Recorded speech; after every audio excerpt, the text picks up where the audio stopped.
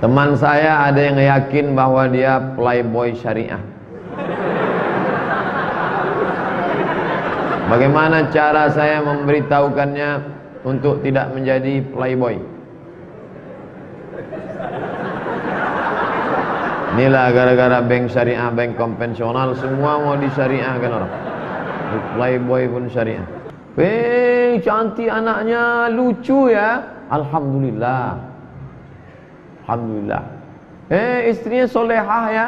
Alhamdulillah. Istri siapa tuh? Istri kawan saya. Assalamualaikum warahmatullahi wabarakatuh. Hai sahabat religiwan semuanya, semoga usia bertambah, istiqomah juga semakin bertambah, amal bertambah, maka bertambah pula kesiapan kita untuk tetap menebar kebaikan. Assalamualaikum warahmatullahi wabarakatuh. Ustaz, karena jamaah terlalu padat, bapak-bapak, ibu-ibu bercampur. Oh, kenapa bisa bercampur? Harus dipisahkan. Tak boleh bercampur. Akan datang, maka harus jelas ada tembok di antara kita. Yang bercampur. Bercampur tuh ikhtilat, tak boleh, Ustaz. Tak boleh campur. Akan datang campur. Satir, hijab tinggi. Ada pula sebagian masjid dipasangnya hijab sampai ke pinggang aja, tetap nampak muka. Harus tuh, tak boleh campur. Akan datang yang lagi, kita siap-siap. Mungkin pengurus merasa tak banyak ini, dia tak tahu bahwa Ustadz ini makin mau dibunuh makin banyak.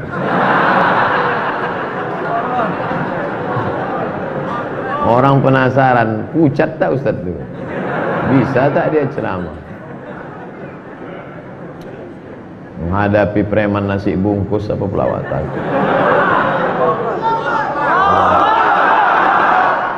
Ustadz Abdul Somad, semua dilindungi Allah SWT dan selalu. Ustadz, saya mau bertanya, kalau saya selalu rajin mengikuti pengajian UAS kemanapun, apakah itu mengurangi tentang jawabnya kepada keluarga, mengurangi tanggung jawab pada keluarga, tiap hari dengar ceramah? Sekarang ini yang jadi masalah, yang selalu masuk WhatsApp, ibu-ibu mengadu suaminya cemberut karena istrinya dengar ceramah. Istri pula mengadu karena suaminya. Sebaliknya pula suami mengadu. Sampai suaminya pulang, dengarnya suara saya di kamar, apa kata dia? Jangan lagi ada Ustadz Somad di antara kita. Maka sesuaikanlah. Janganlah pula mendengar ceramah dari pagi sampai petang, hingga sambal belacan pun tak ada. Sesuaikanlah, ada waktu-waktunya dengar ceramah. Karena usaha saya enggak saya lagi yang jaga, ada karyawan. Ini udah ada karyawan menjaga. Ibu-ibu pula tak bisa, udah ada yang memasak Pak Ustaz. Tentu masakan ibu lain rasa bapak. Jadi pandai-pandailah mengatur, sesuaikan dengan keadaan. Jangan sampai meninggalkan kewajiban. Menuntut ilmu ada masanya. Menuntut ilmu tidak hanya ceramah. Saya ikhwan yang baru hijrah, setelah mendengar kajian Ustadz di YouTube membahas tentang makanan haram masuk ke dalam tubuh akan dibakar dengan api neraka. Begini Pak Ustadz, sebelumnya saya pernah kerja di sebuah toko roti terbesar, yang setelah itu saya pindah ke toko roti yang menjadi saingan tempat kerja sebelumnya. Adapun posisi saya tempati di tempat kerja sebagai orang ngontrol bahan produk diolah dalam pembuatan roti tempat tersebut selama 5 tahun. Begitu banyak bahan baku di toko roti ini tak halal. Untung saya tak pernah beli, selalu dikasih orang aja. Tapi tak saya makan. Namun toko roti ini mendapatkan label halal. Iya, karena yang dikasih label kan sampel aja. Mana sampel? Ini cop dah habis tu. Mana orang nengok lagi? Habis dah kena tipu. Tak apa-apa, tepung cacing lah, entah apa. Setiap ada sidak pemerintah, atasan saya selalu menyuruh saya dan rekan-rekan menyembunyikan produk yang tak halal itu. Oh, jahatnya. Patutlah otak kita kesetanan aja. Asyik makan haram. Apa yang terjadi? Pertanyaan saya, halalkah rezeki yang saya dapatkan dari situ? Sedangkan saat ini mencari pekerjaan sangat susah. Carilah yang halal. Sementara dapat yang halal tu, makan aja lah yang haram tu dulu. Anggap makan babi. Cari selama sebulan nih jamaah. Inilah maunya kita, jangan cuma ngaji saja, tapi ada daftar. Bapak fulan, pekerjaan sini, perlu karyawan sekian orang. Jadi kita semacam biro juga. Nah, bukan biro jodoh. Nah, biro. Jadi di sudut sana ada anak muda yang mau hijrah meninggalkan pekerjaan syubhat. Di sudut sini ada bisnismen yang mencari karyawan. Ketemunya di mana? Di masjid. Di sudut sini ada anak muda yang baru hijrah. Di sudut sini ada. Nah, jadi ketemu. Sekarang kan tidak. Ngaji. Kenal kau sama saya? Enggak. La salam wala kalam. Tak ada ngobrol. Kadang lebih solid pula pemain gaplek lagi dari pengajian.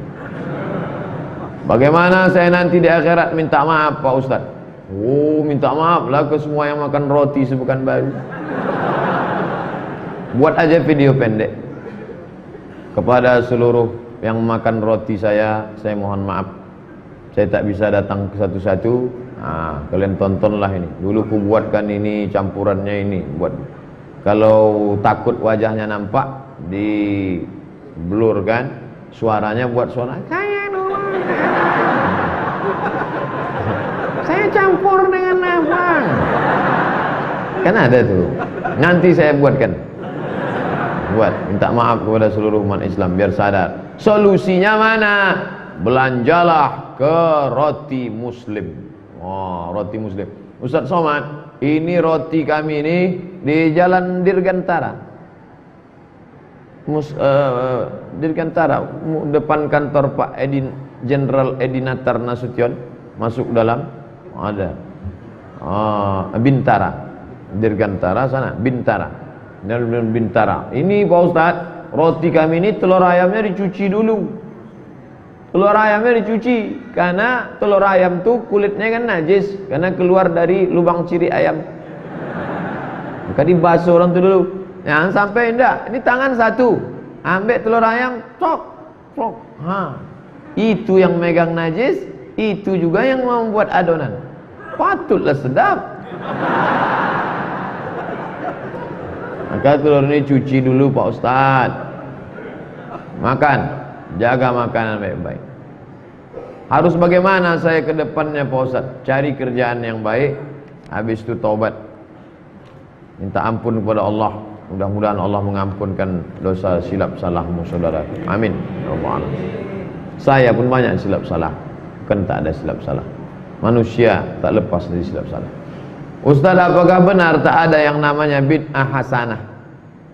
Idza wafaqa sunnah fa bid'atu huda. Kalau perbuatan itu baik, sesuai dengan sunnah, masih dipayungi dalil hukum syar'i, maka dia disebut huda, baik. Idza khalafa sunnah, kalau bertentangan dengan hadis, bertentangan dengan Quran, maka bid'atun mazmumah. Itu Imam Syafi'i yang bagi. Saya lebih percaya Imam Syafi'i. Kalau ada yang mengatakan tak bisa dibagi, saya lebih ikut Imam Syafi'i. Imam Syafi'i itu alim, nasirus sunnah, di kepala dia semua. Bagaimana pendapat Ustaz tentang jamaah tabligh dakwah dari pintu ke pintu? Jamaah tabligh lah yang mengajak orang ke masjid. Abdul Somad menceramahi orang dalam masjid. Udah duduk orang dalam masjid, baru datang Abdul Somad. Yang mengajak ke pintu-pintu. Assalamualaikum Pak Haji, ayo kita ke masjid. Usah kau ajak aku, kata Pak Haji. Aku udah bolak-balik ke Masjidil Haram. Sombongnya minta. Kau pernah Masjidil Haram? Belum Pak Haji. Pergi. Udah bolak-balik tapak kaki ke Masjidil Haram. Sombong. Tapi dia besok datang juga lagi. Senyum lagi. Pak Haji kata, colekkannya minyak wangi. Pak Haji belikannya siwak. Minyak wangi ku lebih mahal lagi. Di Madinah nih beli. Baik Pak Haji, besok datang juga lama-lama muak Pak Haji. Yalah, ayo kita pergi gitu.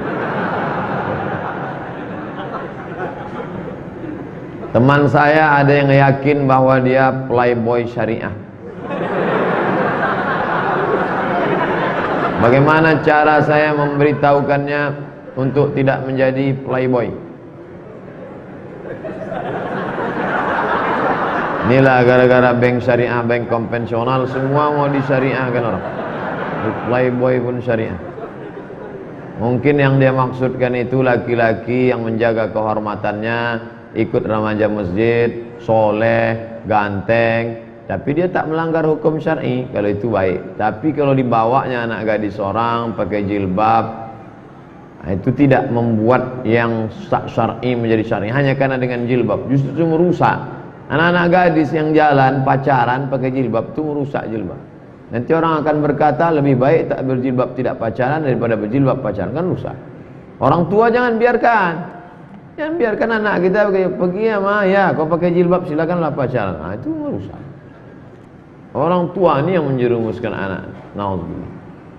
Saya mau bertanya Pak Ustaz, apakah benar jika memajang foto anak akan menyebabkan anak kita kena penyakit ain? Dan apa itu penyakit ain? Al-ainu haq. Ain itu hak. Jadi kemarin waktu di Bangka Belitung jumpa di ruang tunggu dengan Ustadz Yusuf Mansur. Jadi sahabat-sahabat muji, ini sedang viral loh sekarang Pak Ustadz. Jangan cuma itu, sebut Alhamdulillah. Jadi jangan disebut Alhamdulillah itu, maka ain itu bisa hilang.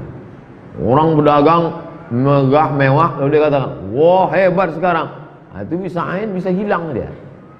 Ain berasal dari kata mata, karena awalnya mata melihat, lalu muncullah hasad dan lain sebagainya. Maka ucapkan Alhamdulillah, pujian kepada Allah, salah satu cara menghilangkan, mendekatkan diri kepada Allah Subhanahu wa ta'ala. Cantik anaknya, lucu ya, Alhamdulillah. Alhamdulillah. Istrinya solehah ya, Alhamdulillah. Istri siapa tuh? Istri kawan saya. Istri kawan. Saya ada bisnis dengan teman, menanam modal ratusan juta yang berakhir pada 2 tahun. Pada kenyataannya setelah itu lewat 2 tahun, bahkan saya tak minta fee karena takut riba. Ketika saya nagih, saya malah diminta ikhlas agar rumah dia bisa terjual untuk bayar hutang. Sekarang dia menjadi lebih islami.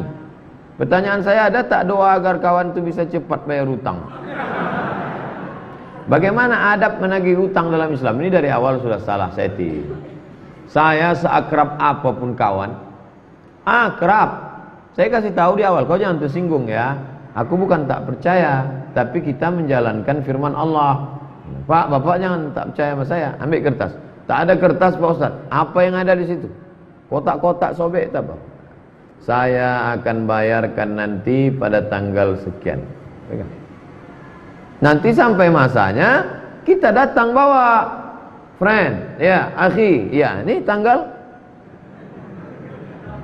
Fa in kana dzu usratin, kalau dia dalam kesusahan, fa nadhiratun ila maisarah, tunggu sampai dia lapang. Aku sedang susah nih. Kau lapangnya kapan? Aku lapang insyaallah 1 Januari 2018. Oke? Tanggal datang. Tapi yang paling bagus adalah wa anta saddaqu khairul lakum. Kalau kau sedekahkan itu lebih baik. Datang tak bisa? Karena kau tak bisa, aku sedekahkan aja. Lebih baik. Tapi yang menghafal ayat ini kita yang mengasih pinjaman. Sekarang kan yang menghafal yang minjam tuh.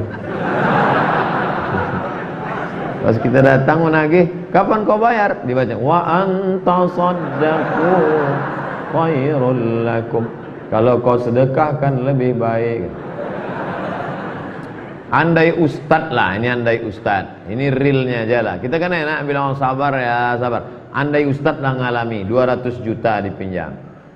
Dulu kita memang salah, mungkin karena belum ngaji, percaya aja. Pinjam 200 juta. Sekarang dia tak bayar. Apa yang ustad lakukan? Saya polda kan. Saya lapor ke Polda. Lapor ke polisi, minta ini tangkap nih orang. Kalau ada aset dia jual. Dia mesti. Kita yang tegas dalam masalah hutang itu bukan kita dendam. Kita mau menyelamatkan dia, jangan sampai dia dan anak cucunya makan haram. Kita biarkan dia makan 200 juta. Sekarang dia lebih islami. Dia merasa lebih islami. Anaknya makan haram, bininya makan haram. Mati kita. Dia mesti balikkan itu di akhirat. Dia cari kita di akhirat. Makanya kalau ada orang tegas dalam masalah hartanya, dia ingin menyelamatkan saudara. Begitu juga masalah warisan. Mati mak kita, mati ayah, meninggal ayah kita. Lalu abang ini menahan surat tanah, tak dia bagi, kita diam aja. Itu bukan berarti kita sayang sama saudara. Kita sudah membiarkan dia anak bininya makan haram. Maka kita tegakkan hukum, bagi bang. Kalau abang tak bagi, ku polisi kan abang. Aku sayang sama abang. Aku tak mau abang makan haram. Mendengar polisi kumat, mati dia. Alhamdulillah, bisa cepat dibagi. Ustaz, kasih info ke kami jadwal ceramah Ustaz di Kota Pekanbaru di mana saja. Di sini aja. Di sini aja. Makanya jamaah sekarang, Ustaz datanglah ke masjid kami. Sudah 7 kali pertemuan di Masjid Raya Senepelan. Sudah datang belum? Datanglah, jauh Pak Ustaz. La ilaha illallah. Apa pula jauh datang? Jauh. Payah kamar mandinya Pak Ustaz. InsyaAllah nanti kamar mandi megah dibangunkan. InsyaAllah. Tak tahu saya entah kapan. InsyaAllah. InsyaAllah asal sudah ada yang motong ini viral, bertegaan di sini. Salat berjamaah kan harus rapat dan lurus. Kalau enggak sempurna bagaimana? Misalnya ada orang tak merapatkan safnya, kuranglah. Sawus sufuf, sempurnakan saf. Fa inna tasfiyatus sufuf min tamam. Tamam, sempurna. Tak sempurna. Kita ni mau sempurna. Anak-anak lajang ni kalau mau nikah, mau mencari perempuan sempurna. Setelah nikah mau dapat anak-anak sempurna. Setelah itu ingin punya menantu sempurna. Habis itu punya cucu sempurna. Punya keluarga, sakinah, mawaddah sempurna. Tapi giliran salat, tak usah sempurna-sempurna betul. Asal salat aja jadilah. Ini kan orang tak fair, tak seimbang antara dunia dan akhirat. Bagaimana cara saya menasihati orang tua saya? Mereka rajin sholat, tapi mereka suka nonton acara TV yang banyak keburukannya. Dan bagaimana cara saya nyuruh mak saya untuk memakai hijab? Karena di kampung saya tak ada orang dalam ilmu agamanya. Begitu banyaknya ceramah saya tentang hijab. Ini nunjukkan antum tak punya paket. Download lah. Download, kasih dia. Belikan dia HP. Atau mak, tengok ni mak. Neraka jahanam katanya mak kan. Jangan mulut antum. Kalau mulut antum dia tersinggung, sakit hati. Biar saya jadi bemper, tak apa-apa. Apa-apa, saya biasa jadi bemper. Saya liburan sekolah kali ini saya rencana ngambil program tahfiz Quran 1 pekan 5 juz di Kuningan, Jawa Barat. Niat saya agar saya bisa memberikan mahkota kepada orang tua, agar bisa bertawassul dengan hafalan saya, agar Allah memudahkan segala urusan saya. Mantap anak-anak sekarang. Betuah ibu punya anak macam ini. Apakah niat saya ini betul Pak Ustaz? Betul. Saya takut niat saya melenceng, tak membelok pun tidak. Sekalian mohon doanya Pak Ustaz. Mudah-mudahan anak cucu kita macam ini insyaallah. Dia ingin orang tuanya dapat mahkota tajum minan nur. Yang ibu-ibu, bapak yang anaknya hafal Quran, di akhirat nanti dapat mahkota dari nur, dari cahaya. Tak dapat mahkota dari cahaya, mahkota dari Masjid An-Nur pun jadilah. Yang mau saya tanya, bagaimana sikap kita kepada orang tua tiri, entah itu ibu atau bapak tiri?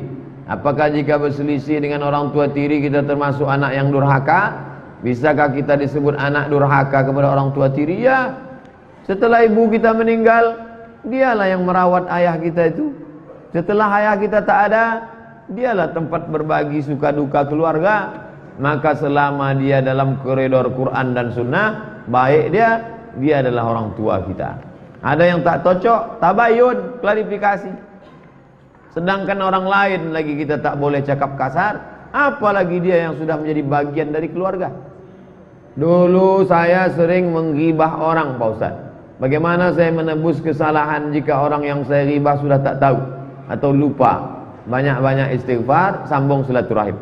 Tak perlu antum ceritakan. Mohon maaf ya, dulu aku sebelum hijrah nih banyak betul ngejek-ngejek, tak usah. Salam aja, dah. Yang perlu dibalikkan itu kalau terkait materi, duit, itu perlu. Sempadan tanah pernah tergeser 5 cm, ya balikkan balik. Adapun masalah cerita aib dia, sambung silaturahim, ukhuwah Islamiyah, hubungan baik, cukup. Doakan Ustadz, semoga saya dan kita semua hadir nih pribadi yang lebih baik, amin. Doa juga Ustadz ingin menikah di tahun 2018, mohon doanya agar dipermudah. Bulannya harus jelas juga. 2018 panjang tuh. Ya kalau di awal, kok di ujung? Pak Ustadz, hukum bekerja di bank konvensional riba. Bagaimana dengan pegawai yang bekerja di bank negara yang dikelola BUMN? Karena diketahui pendapatan dari bank tersebut dimasukkan ke kas dan negara menggaji mereka melalui BUMN dari bank negara tersebut, Pak Ustadz. Ada yang langsung, ada yang tak langsung. Maka yang langsung itu yang 4. La'anallahu akilar riba, makan riba. Wa mukilahu, yang dikasih makan riba. Wa katibahu, wa syahidaihi, 2 saksinya. Adapun bapak yang jual nasi di rumah makan, datang pegawai bank mau beli nasi. Pak, beli nasi 2 bungkus. Jangan, duit riba kami tak terima. Bapak jual semen, toko bangunan. Pak, kami mau beli semen 5 sak. Ini duit riba apa duit halal? Itu tak langsung. Maka yang tak langsung tidak masuk dalam kategori riba. Pak Ustadz, kenapa zaman sekarang perempuan lebih tertarik dengan laki-laki ganteng kaya daripada laki-laki beriman, Pak Ustadz? Ini bukan sejak zaman sekarang, dari zaman dulu dah memang begitu. Dari dulu, antum aja tak tahu. Memang begitulah dunia ini. Dari dulu memang orang mau yang ganteng, yang kaya, yang banyak. Kalau datang laki-laki miskin susah, adinda, sudikah kau menerima pinanganku? Hanya khas kain sehelai di badan, tidur pun beralas koran. Cari aja yang lain bang. Mana mau dia? Siapa yang mau susah? Tak ada orang mau hidup susah.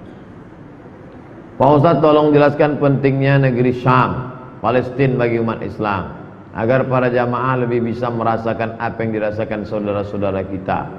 Antum selama ini kemana aja? Bolak-balik kita cerita Palestina dengan Syam Organizer. Dari mulai ujung Tembilahan sampai ke Bagan Syapi-api kami bawa Syam Organizer dengan Pak Makmur. Sampai mobil terbalik untuk Syam Organizer, cerita masalah Palestina. Allahu Akbar, Palestina, tolong selamatkan. Sebar kota, begitu tengok 2000 perak. Juang untuk Palestina. Pokoknya apa yang bisa kita buat untuk Palestina. Tak pernah saya berhenti dalam doa. Allahumma ansur ikhwanana al-mujahidin fi Palestina. Nanti di akhir zaman kata Nabi, kalau kalian mau melihat orang-orang yang teguh, yang tidak pernah takut pada mati, adalah orang-orang yang berjuang di Palestina. Oleh sebab itu, tuba lisyam, tuba lisyam, berbahagialah bagi Syam, bagi Syam. Syam itu Palestina, Suriah, Lebanon, Yordania yang sedang berkecamuk sekarang. InsyaAllah Islam akan bangkit, insyaAllah. Dari Bunyaminnya tak yakin. Pak Ustadz, tolong ceritakan sedikit apa yang terjadi ketika Ustadz berada di Bali. Soalnya saya lihat di Instagram Ustadz ada di demo. Saya tidak mau disuruh berikrar oleh orang-orang yang tidak punya kapasitas, legalitas. Apa kapasitas dia untuk memaksa saya? Memangnya saya ini pemberontak? Memangnya saya ini perampok? Saya ini kan ustadz yang diundang. Bahwa ada video-video itu kan yang dipotong-potong. Saya bicara hablum minan nas, bicara tentang ukhuwah wataniyah, sama-sama kebangsaan. Tak pernah, belum pernah di Pekanbaru ini dari kalangan HKBP, Santa Maria, Konghucu mengkomplain. Belum pernah loh. Udah 2008 saya pulang, 2017 belum pernah. oleh 9 tahun. Oleh sebab itu lalu diminta saya, mana saya mau? Saya tak mau. Saya mau pulang. Saya mau pulang. Siapkan tiket Ustaz Dayat. Siap tiket. Malam itu sudah siap tiket. Tapi ternyata di Masjid An-Nur juga namanya, 5.000 orang sudah siap. Ini Ustaz Somad, kalau turun yang 5.000, ini habis ini yang dikeliling hotel ini, rata ini semua, bersimbah darah. Dan kalau sudah terjadi ini, maka akan mau ngamuk pula yang lebih besar. Kalau ini habis ini semua. Maka Ustaz, oleh sebab itu, ialah menyanyikan Indonesia Raya. Menyanyikan Indonesia Raya. Saya SD dulu memang itu kerja saya. Indonesia Raya Merdeka, itu kerja. Bukan saya nih pemberontak. Ini orang tak paham. Masalah mencium bendera. Raja Salman, coba cari, tulis di situ. Salman yuqabbil alam. Raja Salman mencium bendera. Bendera Saudi itu dicium. Bukan kita mengagungkan, mengatakan itu Tuhan, enggak. Sama macam orang mencium Quran, orang mencium rasa. Oke. Lalu kemudian bukan berarti saya mengatakan saya mau diperintah ditunjuk-tunjuk orang. Ini kalau tidak nanti sudah siap pulang. Jalan untuk pulang sudah ada, ke airport sudah. Nah, jadi jangan difitnah somat ceramah karena sudah macam-macam bla bla bla. Ini fitnah-fitnah luar biasa. Maka sebetulnya hikmah yang dapat saya ambil adalah Allah mau menunjukkan, begitulah ulah-ulah orang yang mengatakan cinta NKRI, menjaga kebinekaan, tapi yang ditampakkan adalah membuka senjata tajam, kata-kata kasar. Akhirnya itu yang viral menjadi. Sekarang malah kita pusing untuk menenangkannya pula. Bagaimana menenangkan kaum muslimin supaya ini saudara kita, jangan sampai menghancurkan pura, jangan sampai menganiaya orang Hindu. Mereka ini tak sama semua.